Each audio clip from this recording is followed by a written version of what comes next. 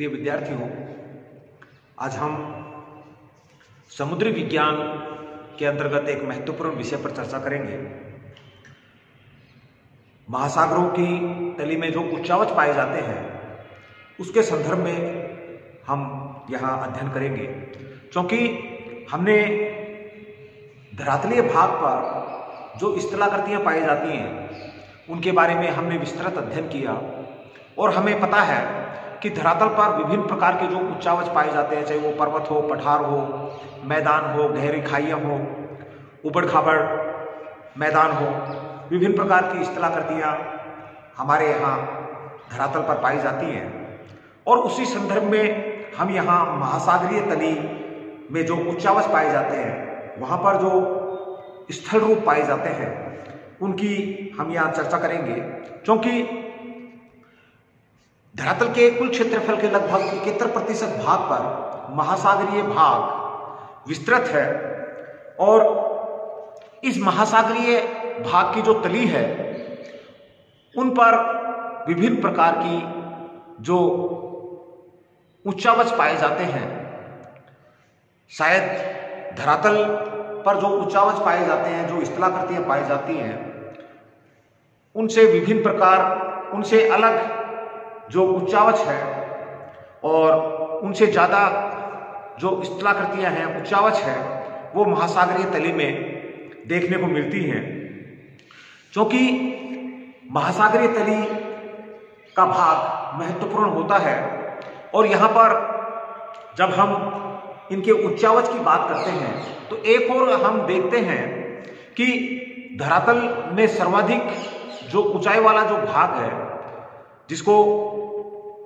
जिसकी ऊंचाई लगभग 8,848 मीटर की मानते हैं। हिमालय पर्वत में एवरेस्ट जो चोटी है उसकी 8,848 मीटर की ऊंचाई है।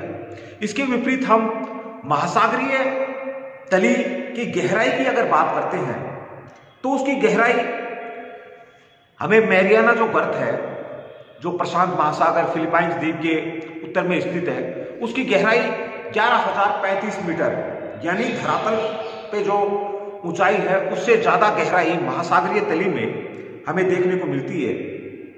औसत रूप से महाद्वीपीय ऊंचाई की जब हम बात करते हैं तो औसत रूप से महाद्वीप की जो ऊंचाई है वो 8,040 मीटर की मानी गई है, जबकि दूसरी ओर चूंकि हम महासागरीय तली की ऊंचाइयों की बात कर रहे हैं तो महासागरीय तली की जो औसत गहराई है वो लगभग 3,808 मीटर, यानी औसत ऊंचाई और महासागरीय तली की औसत गहराई में यहां काफी अंतर देखने को मिल रहा है।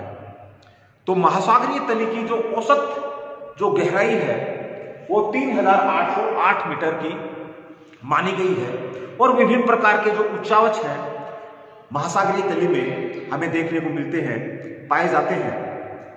तो ये हमने जैसे स्थल भाग में ऊंचाई, स्थल भाग की ऊंचाई और महासागरीय तली की जो गहराई है उसको हम उच्चतावर्ती जो वक्र है, उच्चतादर्शी जो वक्र है, उसके द्वारा हम प्रदर्शित करते हैं।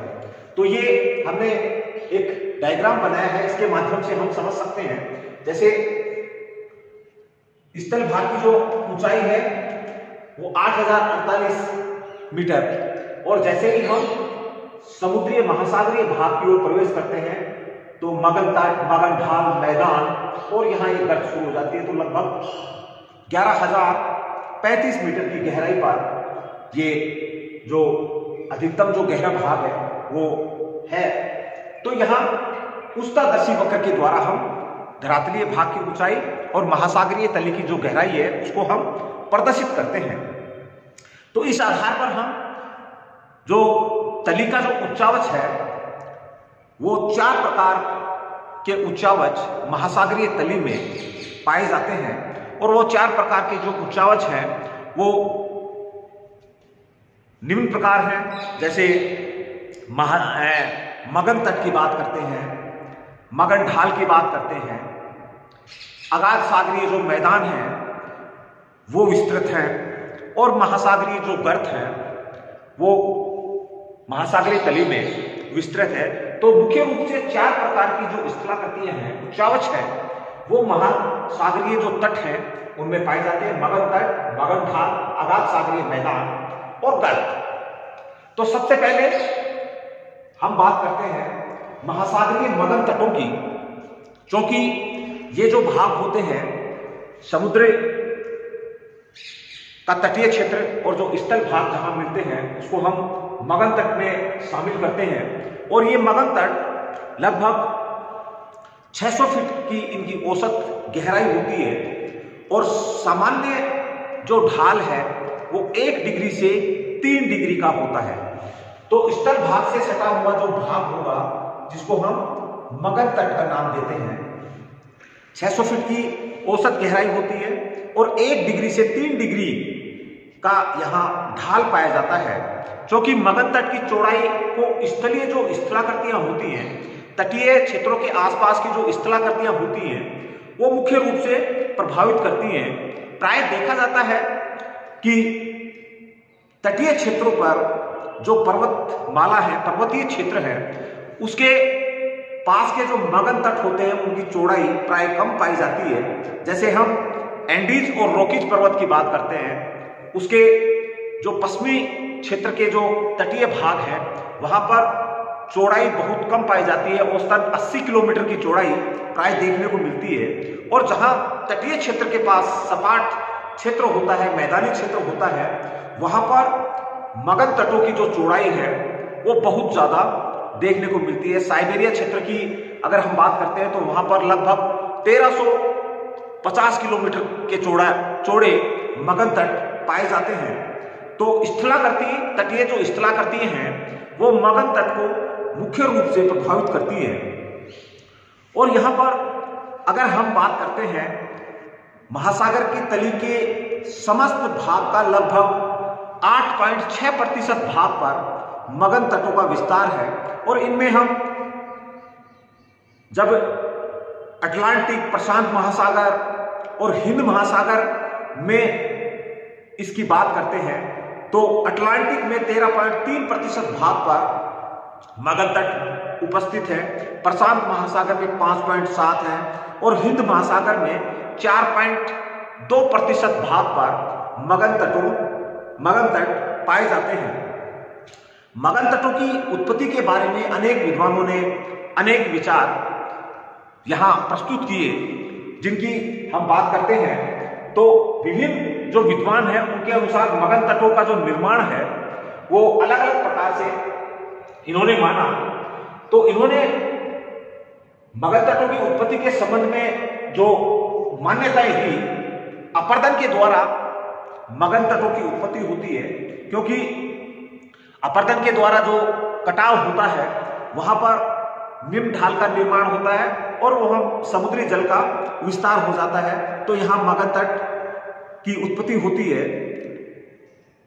निक्षेपण के द्वारा भी मगध तट का निर्माण होता है। कुछ विद्वान निक्षेपण को भी मगध तट के निर्माण में सहायक मानते हैं। कुछ विद्वान अवतलित होने के कारण, सागरीय जो तली है वो अवतलित होने के कारण भी मगध तटों का निर्माण का होना मानते हैं। कुछ विद्वान निक्षेपण से मगध तटों का निर्माण मानते हैं। कुछ विद्वान समानांतर भ्रंश के कारण भी मगध तटों का निर्माण मानते हैं। कुछ विद्वान सागर तल में गिरावट होने के कारण मगध तटों का निर्माण या उसकी उत्पत्ति की मानते हैं। लहरों के अपघर्षण के कारण भी मगध तटों का निर्माण होता है। और सामान्य रूप से अधिकांशतः विद्वान जो विवर्तनिक घटनाएं घटती हैं तटीय भाग के आसपास, उसके कारण से झुकाव, जो स्थल भाग का जो झुकाव होता है वो सागर की ओर हो जाता है, जिसके कारण से यहां पर मगध तटों का निर्माण होता है। तटीय क्षेत्रों में मगध तटों का निर्माण होता है। प्राय देखा जाता है जहां पर शांत क्षेत्र होते हैं, शांत तट होते हैं, वहां पर मगध तटों में अवसादों का जमाव भी प्राय देखने को मिलता है।